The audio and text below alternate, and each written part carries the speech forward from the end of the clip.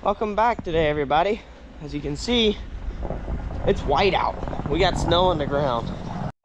I don't think I showed this yet, but we also got our 6150 back. Massey got the hoods repainted and the shields, so it looks a lot better.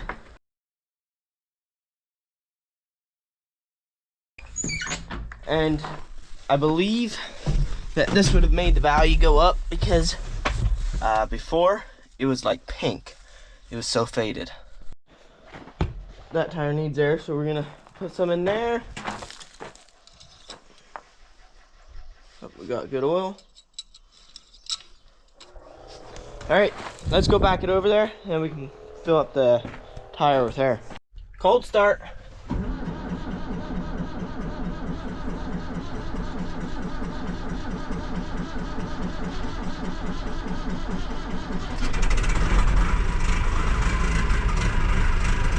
There it goes.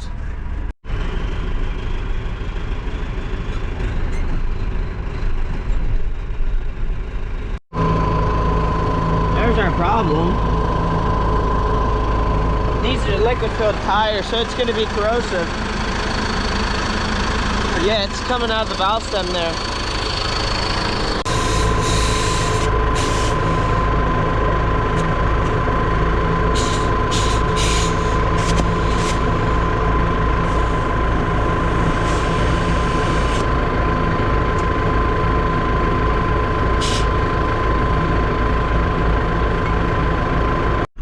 Did a tiny bit of test back dragging with the plow, and that seemed to work really good. But I'm not going to be doing back dragging more than I have to, I don't think. See, I can't do a nice straight job with it, especially when the tractor's in a low gear like it is now. Just too much jumping around. Alright, let's go hit the lane. And the bottom is like slush, so I can't do as good of a job as I'd like. This is exactly why this tractor rusts out as bad as it does, like up and under the fenders. We rode it from one place to the next quite a bit during the winter when we are plowing snow.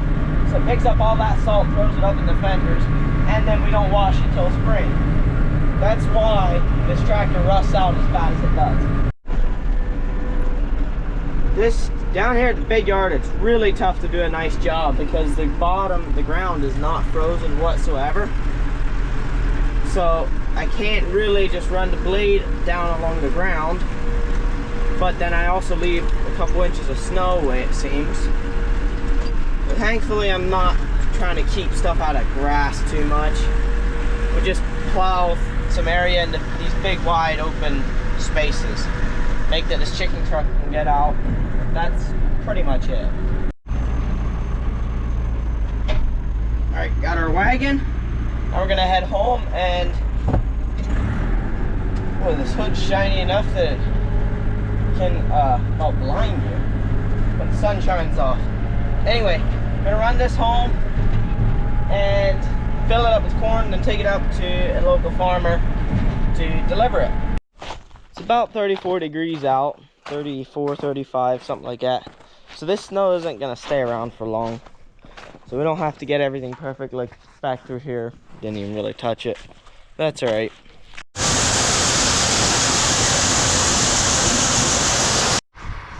Now I need to find a hitch for this to haul bin wagons with this truck.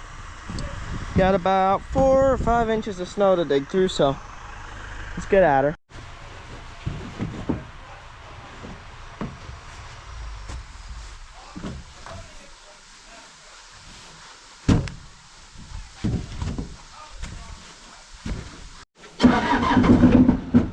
Come on, hold this for 10 seconds. Round 2. Awesome. This thing is cold. All right, well, we need to switch buckets so we can back the next bin wagon in.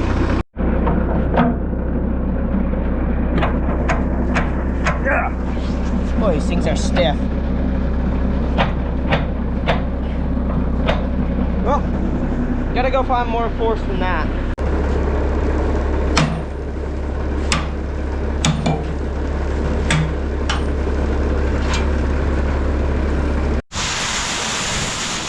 Load number 2. Adrian took off with the first one.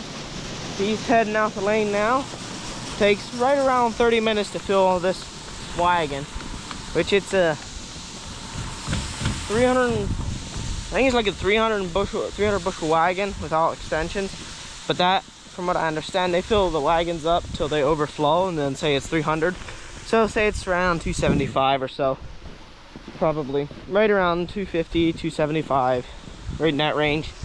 So it takes, so that auger or augers are doing about 8 to 9 bushel a minute, which compared to a lot of people, that's extremely slow. But hey, it works for what we need to do, and we're not loading out of it all the time either. This corn that we're hauling is going to a local farmer that didn't have quite enough green bin space this fall. I guess he got enough opened up now with feeding his corn.